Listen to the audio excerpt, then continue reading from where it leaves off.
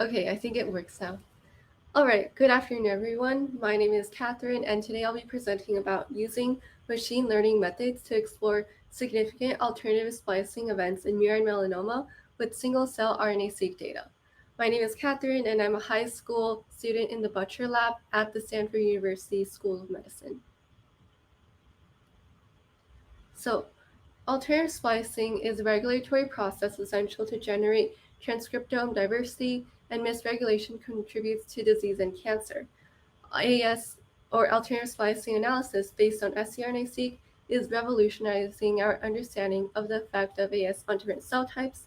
But traditional bulk RNA-seq gives the mean of expression of tissue, while scRNA-seq provides insight into cellular differences at a high resolution. And it has been becoming increasingly popular, especially with the new SmartSeq3 technology. So unfortunately, in contrast to the high abundance of bulk level alternative splicing studies, cases where scRNA-seq is used to address the variability of cells at single cell level is pretty scarce. This is due to issues that arise such as the high number of cells and subsequently exons that need to be analyzed, low coverage, dropout. So thus there is a need for a computationally efficient and accurate tool to solve this issue. And for this study, I want to focus on the heterogeneity of the tumor microenvironment because it plays an important role in cancer progression, and it's particularly important to understand gene expression differences at the individual level.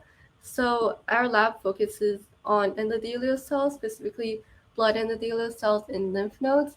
And as you can see below, these are the four main subsets or populations of at the lymph node, and there's capillary, high endothelial venule, arterial, and venous subsets, and there are other less smaller subsets.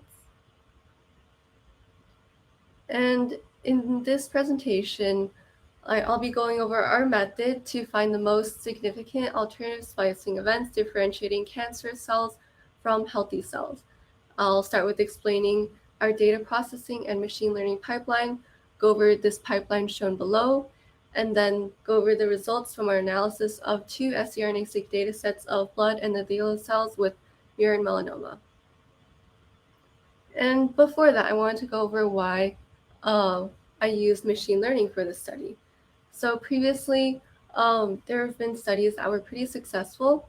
So there are deep learning models developed for RNA-seq data that have achieved high accuracy, such as DARTs and ML-seq. And on the other hand, there were also computational tools for scRNA-seq, such as DesJ, Outrigger, but the use of ML models for scRNA-seq has not been studied extensively, and I wanted to try using machine learning for this problem. And machine learning has a lot of advantages. It can extract meaningful features from huge data sets, classify data, and predict outcomes with supervised learning.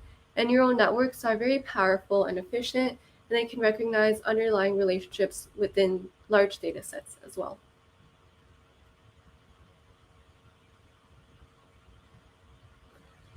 So the first step of the pipeline is dataset preparation and processing. So I used two scRNA-seq datasets, and as mentioned before, and then I performed realignment, and I detected AS events with the pipeline from RMATs, and it's a generalized linear mixed model, but instead I ran it on single samples instead of using the pairwise comparison, and I ran it with each cell, so that way the AS events were quantified per cell.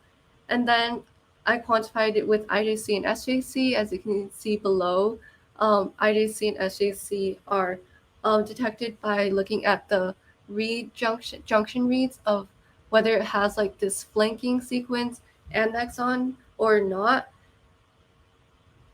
And then I process the data sets by number one, clustering cells into our previously defined subsets with Seurat and Star Solo. And then I filtered it with the following rules. There must be at least 10 reads per junction. Each event has to be detected in at least 10 cells. Each event cannot have no variability across cells. And this removed around 75% of exons. And this shows that filtering is important because with low coverage many exons were not that important, so this reduced the feature size and improved the performance of the ML models. And then I calculate the PSI value with the following equation. And then after that, I want to go over the components of our model. So it has a random forest feature selector, and briefly, a random forest is an ensemble of decision trees where the results are aggregated into the final result. And after that, the top 10% of exons are used as input into a MLP or multi-layer perceptron, and this classifies cells to cancerous or healthy based on its splicing profile. And I actually tested many different models before settling on the final model. And I decided to use a random forest because of its highest accuracy and lowest training time. So it was an effective feature selector. And then I used the perceptron because it also had a high accuracy and a relatively low training time. And I'll go over into this more detail later. So for the random forest, a random forest is an ensemble of decision trees, and it introduces randomness by not searching for the very best feature when splitting a node, but searching for the best feature among a random subset of features.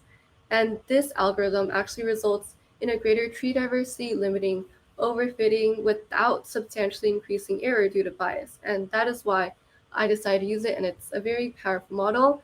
And I also tested a different number of trees, as you can see on the right, and 600 trees resulted in the best metrics, and the accuracy was 0.91. I also calculated feature importances with BarudaPi, which is an algorithm that generates shadow features or shuffled copies of all the features of the original data and calculates the threshold based on the estimated feature importance of shadow features. I also ranked the top features based on GD importance, and the equation is on the bottom right. I won't really go over this in detail, but it's calculated as the decrease in node impurity weighted by the probability of reaching that node. And the higher the value, the more important the feature. And I implemented this in scikit-learn, and these are the top 39 features. And you can see that for the first data set, USP3 was very important. And after that, I used the top 10% of features as input into the MLP. And the reason I used this feature selector and then MLP method is because when coupled with the random forest feature detector, the accuracy of the MLP was higher than the random forest by itself and an MLP by itself. So this coupled hierarchical machine learning model results in the highest accuracy and is also very efficient. And I tune the hyperparameters using grid search CV. These are the parameters. I also decided to use a dropout regularization instead of L1 and L2. So this also reduces overfitting in the learning phase because it randomly excludes fractions of hidden units in the training procedure by setting them to 0. And this prevents nodes from co-adapting too much and consequently avoids overfitting. And I used a simple 3-layer MLP, and it had binary cross-entropy loss and RMS prop as the optimizer. I tested the model on the test set, and the accuracy was 0.91 with an AUC of 0.97. And then I also tested it on a separate data set of blood endothelial cells that I obtained from the Berger's lab, and it's unpublished. And it had 392 cells, which was less, but it still had a pretty high accuracy of 0.91, and it may be lower due to the lower sample size.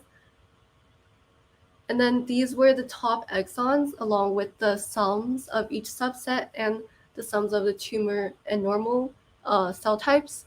And as you can see, there are many genes that are significant, and it verified, and they were like corresponding to several cancer-related genes that were previously studied, as well as endothelial genes. And then I performed Go term enrichment analysis on the top 100 exons. And the first data set has leukocyte cell-cell adhesion as the top term, while the second data set has protein targeting to membrane as the top term. And this confirms that since there are many endothelial cell-related genes and many, it confirms that these genes are differentially regulated between like tumor and normal endothelial cells, and we can study these genes in for more information. So, as a conclusion, the results show the role of alternative splicing in cancer, specifically within blood endothelial cells, and it can aid in the discovery of novel and personalized approaches to cancer treatment when applied to different data sets or different types of diseases. And in the future, I'd like to use CNN to improve the accuracy because it has been shown to be more accurate, and it can also include spatial information. But more importantly, I would like to test this in vitro to determine whether these genes over here are actually differentially spliced. So I'd like to acknowledge my mentor, Menglan Xiang, as well as my PI, Eugene Butcher, as well as all Butcher Lab members.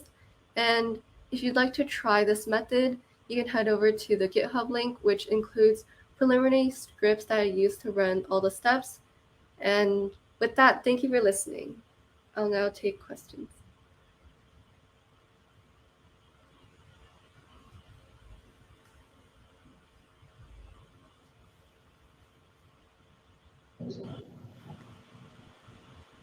Any questions from the audience?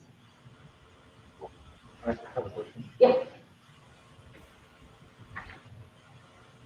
Thank you for the talk. I just want to ask you a little bit about what you mentioned at the end, which is the use of CNN.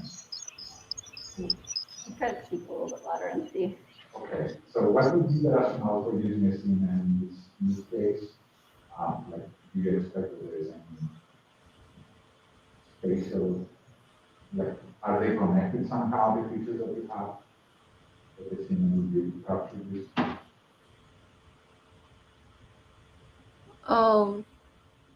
Wait, could you repeat your question again? I'm so sorry, I couldn't hear that. Okay, do you hear me now? Yes. Are you typing the question? Yeah, that's what I'm trying to do.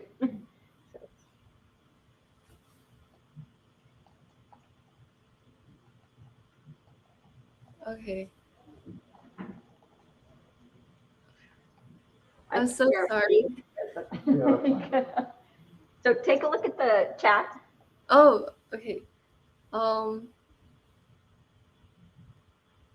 Did you look into using a deeper neural network instead of RAM Forest plus Perceptron for feature encoding? I did look into using a deeper neural network, but I've never heard of Illumina Splice AI before, so I will look into that. And I think in the future I'll definitely compare this against Splice AI, and then I will also look into creating a deeper network. The only issue with the deeper network is that it may cause like more overfitting, and also it also takes more time, and my computer could not allow for a lot of extensive computation.